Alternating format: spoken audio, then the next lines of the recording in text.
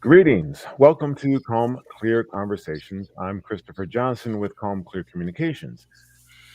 And joining me today is educator, author, friend, Ted Jordan. Hi, how you doing, Chris?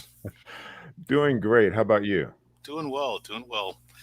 Enjoying the sunny weather in Milwaukee here today. It's like about 65 degrees. Nice, crisp, perfect weather for me. Yeah, that's a good temperature. So, Ted, educator, author, man, you have a lot of there are a lot of letters after your name. So, give us a more broad introduction than the short one I gave you. Sure. The what happens when you're in a technical trainer, you have to hold the certifications to teach those. And so I end up with a lot of letters because I have to take all these exams. And I got my master's degree back in the mid 80s from California, Berkeley. And I really trained to be a mechanical engineer. Love the field, still love it. But there is so many computer related aspects to engineering that computer science just really sprang up. And I really ended up liking computers a lot. And so I ended up in the computer science world. So I did virtual reality for a lot of years, wrote a driving simulator for General Motors, and then I did for Sun Microsystems. I work with computer aided engineering, and then for the last few years, I've been working in cybersecurity, keeping companies secure and safe from hackers. And the cybersecurity world is where I'm at where I specialize now, and it's just so interesting. But I like it because there's always something going on. There's always a new kind of scheme these hackers are putting together. I'm sure you've gotten the phone call every now and then or the text message, you owe the IRS money, or we're calling from Microsoft to fix your computer. I got to imagine a lot of people are getting that. And so I really have the passion to make sure we can stop as much of that as possible. All right. So, hey, whose job is cybersecurity? Well, I'll tell you, it really falls on everyone, from the lowest paid person where they've got to really make sure that they keep the doors locked on the building, all the way up to the highest paid person, making sure they don't click that email that looks suspiciously like that appears as from DHL or Federal Express. You have to really so it's up to everyone to make sure that they keep the organization secure. Education being the key component there. Yep, that's right. That's right. Really. And I've had a chance, I've written a book on Linux to help support folks that need to become stronger. And this is one of the strong cybersecurity tools that are used by ethical hackers. Ethical hackers are people that are paid to to exploit an organization. They're paid to see if they can get through the doors. They're paid to see if they can get through the network before the bad guys do. And they explain to the company, hey, put this in, take this out, and this will keep the bad guys out. And then I've also written another book on cybersecurity, the CISSP, to pass the CISSP exam. Thank you very much.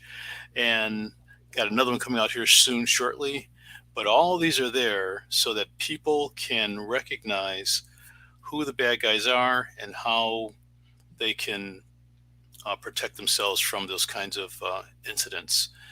The, the main issues going on today, right now, are ransomware. And if you look at the Colonial Pipeline that was attacked about 3 months ago, they were here with ransomware that took every system down. And so imagine, let's say they've got a staff of 1,000 people. It's probably even more than that, but say there's 1,000 people getting paid $25 an hour. They're losing $25,000 every hour because none of those people can work.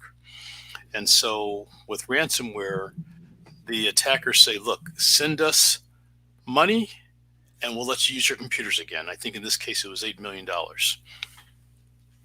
And, it's not right. You don't want to do it. But the Colonial Pipeline said, hey, we got to do it so we get our people back to work. We're losing a lot of money per hour, a lot of money per day. So in a case like that, and this is what we teach, it appears that if they had just enabled a concept called two-factor authentication, that would have made all the difference in the world to them.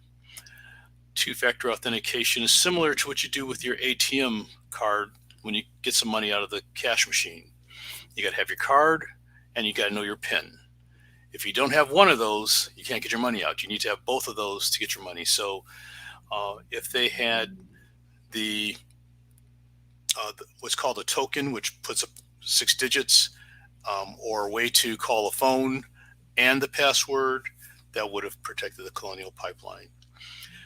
So we want to make sure that doesn't happen to you. I remember the first guy that came to me that was hit with ransomware back then was just $300. And he had all of his computers backed up except for one. And that was the one system that got hit. And he paid. He paid the money so that his files could be restored and so he can get back to work. So frankly, if companies would install good virus protection, that'll stop a lot of that. Okay. Now, see, you've mentioned a couple of things that people can do right away. Two-factor authentication, should that be enabled on anything that can? Anything And that can. Yeah, I mean, I've got two-factor authentication on not only on my bank accounts, but on my Facebook page, on not only my stock brokerage accounts, but my LinkedIn page. I've really, there was an attack going on LinkedIn where an individual was pretending to be someone else, and I got the message from him to send money for this investment that was a fake investment, and I reported immediately to LinkedIn. They took the account down. That's part of what you can do is if you see hackers in Facebook, LinkedIn, and Instagram and other sites, report them, and LinkedIn and Instagram and others will take those down. Because if you're able to catch it, there are 10 or 20 other people they're sending that to that won't catch it, and they'll lose their money. And so we look at ways that we can help those folks save their money and avoid scammers. Yep. So I have two-factor authentication on almost every utility, every account that I have. Yep. So wherever possible, use two-factor authentication and the other item, backup. That never goes away. I keep wondering, right? When can we stop backing up our files? When do we know that we're going to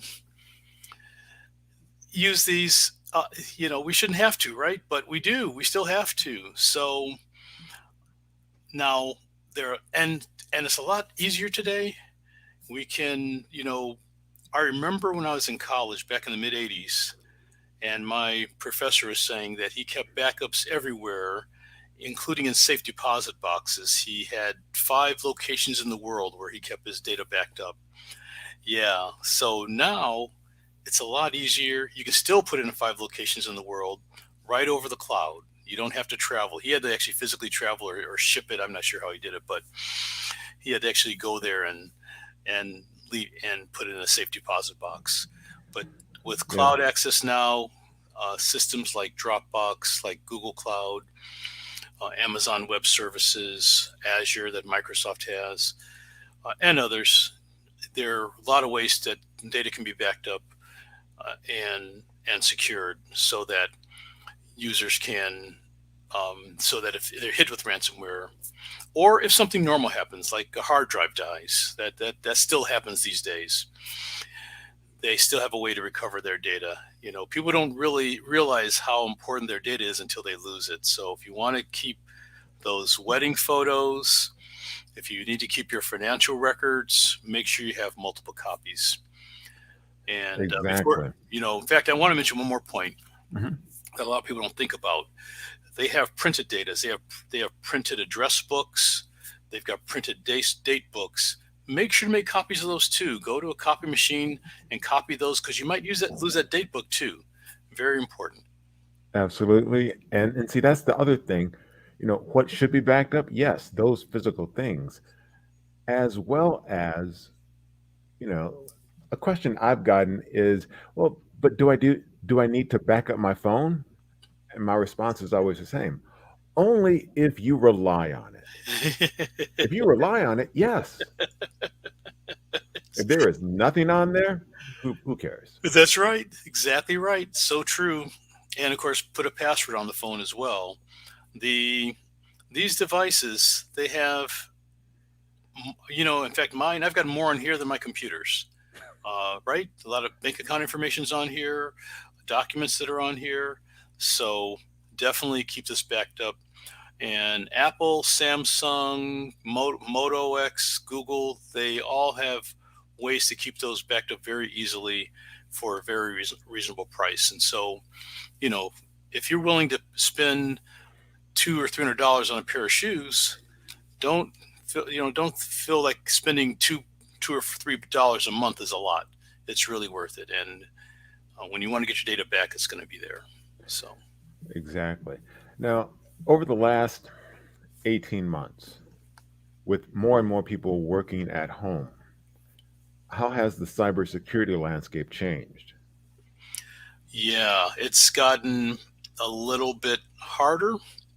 It's gotten tougher. It was the first time several users were introduced to VPNs, virtual private networks.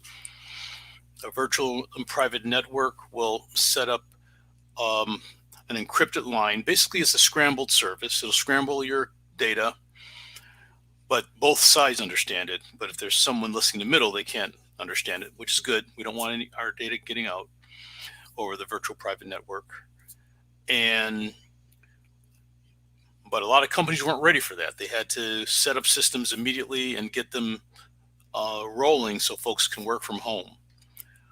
Also, with calls such as this, Zoom calls and video calls, video conferencing was introduced, and people were able to see in the background pictures of family, which can be okay. But some folks had had photos of their passwords and different accounts on the walls, right? Because people don't want to forget their passwords, so they write them down and put them up. And so it opened up some security holes that people had to think about. It's poor practice. In our industry, we say, don't write passwords down. Just keep them in your head, or use a password manager like 1Password or LastPassword, but don't write them down.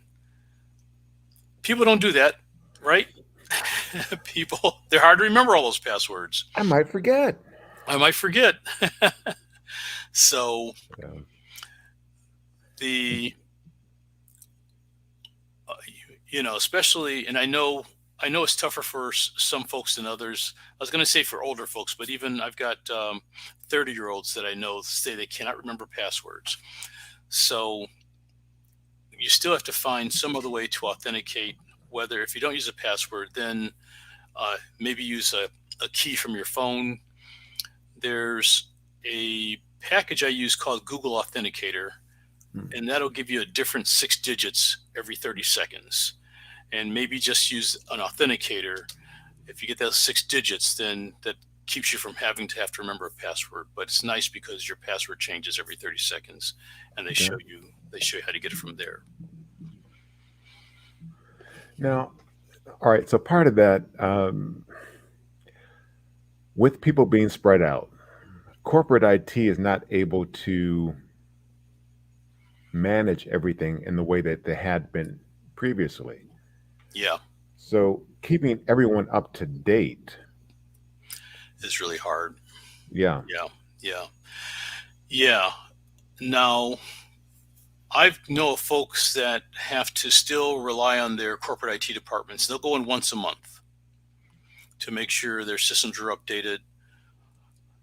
They don't need to go in. They just don't feel confident in themselves, and Okay. they'll go in once a month to have the help desk make sure the systems has the latest software, and also at home they have to do their best to make sure their children cannot use their corporate systems. Children going to different gaming sites, it's very easy. A lot of those gaming sites have malware, drive-by downloads that can be added to the browser, to the web browser, that can be installed into the computer.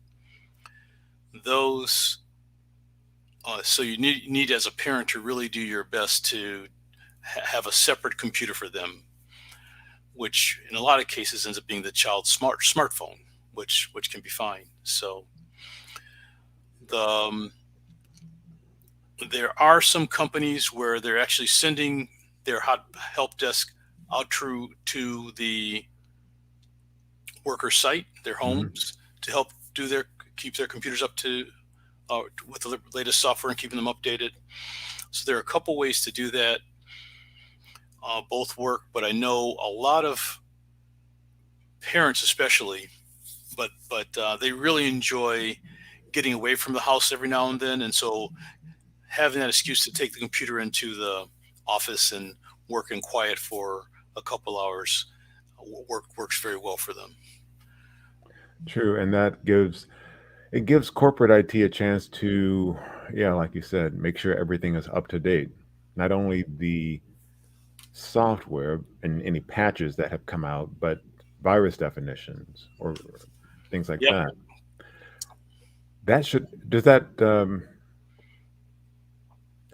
That is something simple that I encourage people to do on their own home computers. Again, if you rely on it, the software should be up to date. Right. Exactly Um, right. And a lot of the software will update automatically. Uh, Malware protection, antivirus, that updates mhm. automatically. But if the malware protection gets compromised, it's going to look like it's updating, but it's not really updating. And this can happen. I've seen it happen with several folks where the malware or virus infects the antivirus, and the antivirus every says every day, boop, updating, done, everything's okay. And I notice that if that just keeps happening every day and the updates go too quickly for too long, it should take about a minute or two for an update. And if you're seeing it's taking just 5 or 10 seconds every day for a couple weeks, you got a problem. There's a problem. If your computer's starting to slow down, there's a problem. I was also thinking about your question with, you know, disparate users working from home and companies having to keep them supported. It's a lot tougher also because of the the staff, the corporate staff, the corporate IT staff is in charge of the local network, but they really don't know a lot about that home network. Is so on the home side, do you have passwords set up on the Wi-Fi device? Are you using the Wi-Fi protected setup where you press the button and that connects users to the Wi-Fi? Ideally, that's something that should be turned off. It's a little bit easier for a hacker to get in if you have Wi-Fi protected setup enabled, which is different than setting up a Wi-Fi password. So Mhm. you still need to have the Wi-Fi password, but the the other items that they can take care of at the office, they can keep systems secured behind walls, behind doors. So when you leave your office at home, can someone get on your computer? Is the password strong enough to keep people off your computer? I know I go into homes all the time and the system's just logged in and I could, if I wanted, go in and im- pretend to be that user and post something on their Facebook page, and they'll think it's from them, but it's really from me. So it's a different world, and it's really a lot tougher for those IT staffs to control that from a distance. Yeah. Yeah. So more and more is put Yeah, on the home user. yeah, yep, yep. And now they've got to become an IT professional. So, I mean, that's where I'm seeing the world's going. But, And see, that goes back to what we said at the start, where cybersecurity is everybody's responsibility. so true, so true. And you have to stay up to date. Uh, I look at a few different blogs to stay up to date. Now, these are probably a little bit more professional than most people need. There's one called Krebs Security, KREBS. There's another one called GRC, Gibson Research Corporation, and they they have some really good blogs explaining some fundamentals of security. Sorry, advanced security. And but when it comes to fundamentals, I don't know what to tell you to look for. That's a good question. I'd have to figure that out. Where would someone go? What do you send people to if they need to learn the basics? Well, first I try and determine what or where the gap is. If they have everything up to date, are they backing up? Um, I mean, just those Right. two things Like reduce a buy lot a of thumb risk. drive or external hard drive or something. Yeah. Yeah. Hmm. Um, some of the pushback I've received is, why do I have to keep updating? It's Oh, like, well, because people find threats, vulnerabilities all the time. But I just updated. Yep. So here's the thing, software is designed by people who are less than perfect because, well, they're people. Other people try and find exploits all the time because, yeah, well, yeah, they're people. yeah. So you have to keep up to date, and that's why software keeps changing. Right. You Yeah. know, I Yeah. It's hard to connect the dots for them, isn't it? It's like that's why we need to get the flu shot every year. It's yeah, always changing. But I had a customer back when I was in Cleveland. He had a 5-year-old version of Norton antivirus, and yeah, and anytime he got a virus, he'd take this 5-year-old version and put it on, convinced that he's solving the problems because, but I've got Norton. Yeah, he's showing me the DVD. I've got Norton. And I'm like, but that's 5 years old. It's not good anymore. Um, yeah, it's like getting a shot of the flu 5 years ago. It's not going to help you with the flu today. It's yeah, exactly. And hey, keeping your software up to date, most places make it fairly easy. And so one of the things I like about Zoom, they push out updates on a regular basis. right. And if you have not updated in a sufficient amount of time, they force you to. Oh, oh, cool. Oh, yeah. That's happening on smartphones too now. Like every my phone will come up and they say you got 10 more times. Otherwise, on the 10th time, this update's going on whether you want it or not. And that's exactly what Exactly. has to happen. That's what has to happen. It's unfortunate, but that's the way it is. We learn lessons. We're both from Detroit, the auto industry, and when cars start to wear down, um, you know, and repair bills start to come in, when General Motors, Ford, Chrysler, when they see that there's so many defects coming in a certain issue, they have a recall, and you got to go in. They have to re-engineer that part and put it back on and replace it. Um, and that's almost like how the software works. You just got to keep it updated. The Yeah. Things wear down. It's almost software doesn't wear down so much, but yeah, you got attackers finding new vulnerabilities. They're finding other ways to break in. I remember back in, I remember looking at a store when I was younger. The every year I take the bus and I go past this store, and the first year it was just windows and doors. It was fine. Then next year there were bars over the windows and bars over the doors. And then the next year they had a big garage door covering the front door that locked. And they're finding more ways to break in. The next year they put a barbed wire fence on the roof of the store. So apparently the bad guys, so they're always looking for ways to get in. That's what's happening with software. They're finding more ways to get in. And so you gotta the the bars or the windows not enough anymore. You got to do a lot more. You have to do a lot more. Yep. So, True. and I Now, think a lot of these people buy computers under the especially if they're a new user, if they're not savvy, they um it's almost like a toaster to them. I bought the toaster and that's it. It shouldn't have to really do much more. But you're buying an item that used to fill an entire room, and now it fits in our hand. But it used to fill an entire room, and back in the 50s, and it's a very, very complex piece of equipment. Even though it looks so simple, they've mhm, tricked us. They've tricked us into thinking making this looks easy. They make it look easy, but it's it's a lot harder. So yeah, it is. And all right, everything has transformed. So, as you mentioned, we're both from Detroit. yep. Is GM still a car company, or is it a data company that does transportation? Right. I mean, because Exactly right.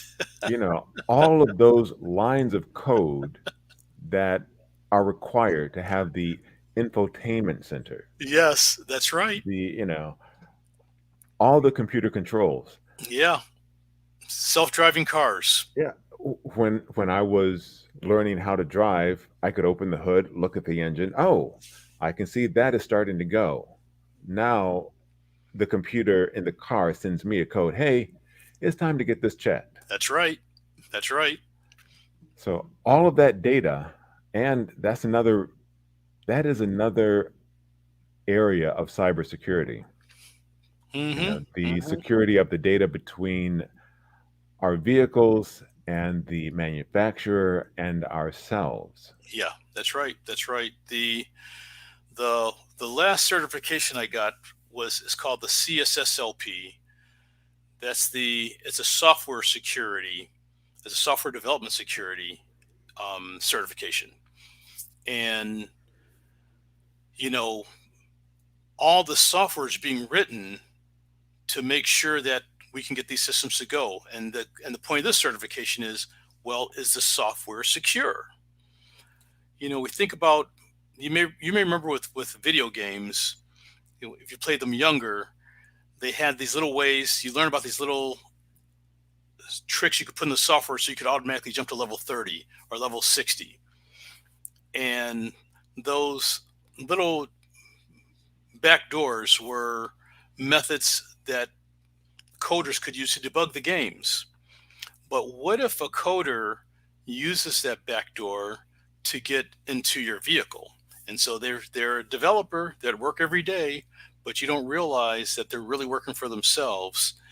This code gets delivered to all these different companies, and this attacker has put a little backdoor in the code so they can see what's going on inside your vehicle, and you don't know it, and the manufacturer doesn't know it.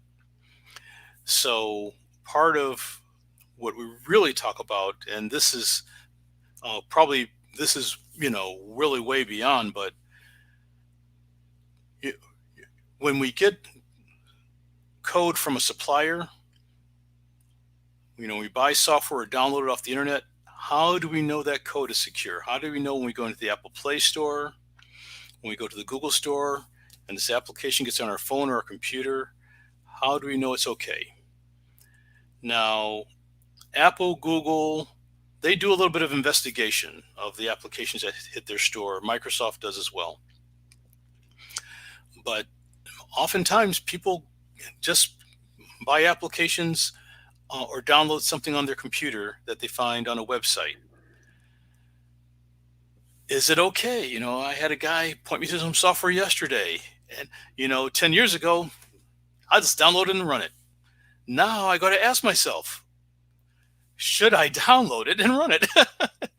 How do I know this software is okay? What's it going to really, because software developers don't give you the blueprint to the software. They just give No, the building, so to speak, right? And so you don't know what's underneath the hood, like you're mentioning with your vehicle. You don't know.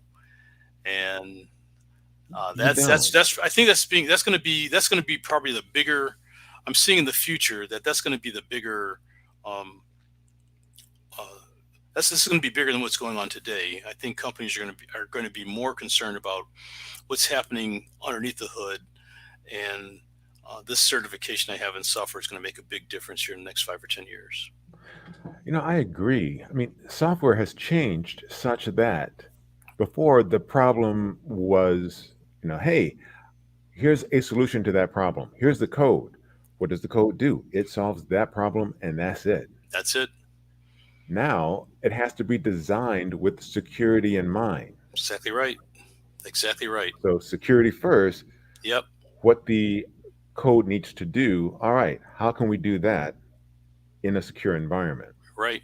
So what developers do, especially if they work in teams, they call this a static analysis, which means they all look at each other's source code.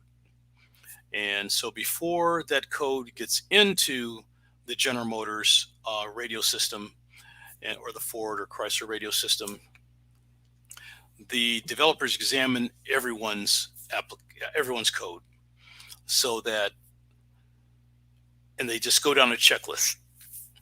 Do you see any backdoors? Nope. Do you see any potentials for other attacks? Nope. Now we will release the software. And so now it is going through those security checks. Before, 10 years ago, it wasn't. It'd be, we just designed the code and put the security in later on. But now they're taking it. It's right at the beginning of the process, Mm-hmm. right at the very beginning. So, and again, that certification that you just received is the CSSL Yeah, the CSSLP, LP. given by the organization called ISC Squared. They're the same Ah, organization that delivers the CISSP. is there going to be a book on that one? I'm planning on it. Yes, I am. I'm planning on it. So, yep, that'll be a couple years though. Okay. Yeah, yeah. I tell you, with writing, somebody might think that I actually enjoy this because I put out so many, but I'm not a natural writer. I'm not a natural writer. And, for those that may be interested in writing, I'll give you my writing style. My writing style is, and thank goodness for Samsung and these other types of voice to text systems, I basically give my lecture into the phone. That converts my voice to text. Copy paste, update, edit. And that also helps because I find them a better editor. I don't know if it's just natural. Maybe I just like criticizing people. Maybe I'm just, just too much Howard Stern or something. But I copy and paste it, and it's like, oh, something wrong with that. Fix that. I have an easier job fixing stuff than starting Yeah. stuff. So it really helps me get books out a lot faster. Try it. If it works for you, great. I still always try to go back and do it the old way, and I keep thinking it would just be faster if I could just type this in. But I can go for days without typing a word. So then I sit down, wake up, it's not working. Get out the phone. Samsung's got this voice too. They call it a voice recorder, and they got voice. They have actually has a ton of features in it. And I just go ahead and do the voice to text thing. And the only downside is that it only records up to 10 minutes, which I wish it did half an hour because I could, but anyway, so that's the only downside of it. And I get why they do that. But I just do, instead of a half an hour, I just do 3 10-minute ones, and it works out great. So then I have to ask, uh, are you doing the audio versions of your books? You know, I, I'm wondering if that would sell. What do you think? In my head, I don't think it would sell. Like two things I'm not really big on, but I'm wondering if maybe I'm wrong because for example, uh, I really thought the PC would never make it. When computers first came out in the 80s, and there's nothing you can do with it. Who's going to buy a PC? Okay, I was wrong. All right. Well, I'm in good company. IBM, I think IBM was there too. They didn't think it was going to make it either. But um, so I'm not really big on digital platforms like video lessons. I'm just wondering, yeah, am I wrong, or do you think that's going to take off? Companies like Udemy and what's the one? There's one. Thinkific? What's the one? Thinkific? I haven't heard of that one. Okay. So I haven't. I mean, I learned by videos, but I find enough stuff that I'm looking for right on YouTube. So what So you don't see yeah. you don't see a need to add to that. Yeah, I think people like books and videos, but I could be wrong. Maybe audio. I'm just trying to figure out how I could do an audio lecture. I don't know. Maybe I should try it. See, Hey, yeah, can't hurt. can't hurt, right? I mean, I already So got it on tape, so absolutely. Hey, thank you for your time today. my pleasure. For people who have questions and want to get in touch with you, the links to your company, Jordan Team and Ted Jordan, I put those in the chat so that people can reach out there. Sounds good. Uh, and the On book, Twitter at Ted Jordan as well. Twitter at Ted Jordan as well. Let's see. And because you are the prolific author that you are, links to your books They're right in Amazon. and Yeah. Oh, you posted those. Thank you very much. I appreciate that. yeah. Now, here's an interesting thing. There's more than one Ted Jordan. I know, shocking. That's when I pulled up Ted Jordan author. A book about Marilyn Monroe came up, and I thought, I'm not sure this is the same individual. I don't think Marilyn had a CISSP. I'll Me keep and going. Marilyn, we go way back. Well, as always, this has been a just a wonderful conversation. Thank you so much. Thank you so much for And having me. I really appreciate this. uh, likewise, it's fun. Cybersecurity is everybody's business. The name of the game with cybersecurity is education, education, and Exactly right. education. Exactly right. So, Thanks, Ted. my pleasure. Good talking to you, Chris.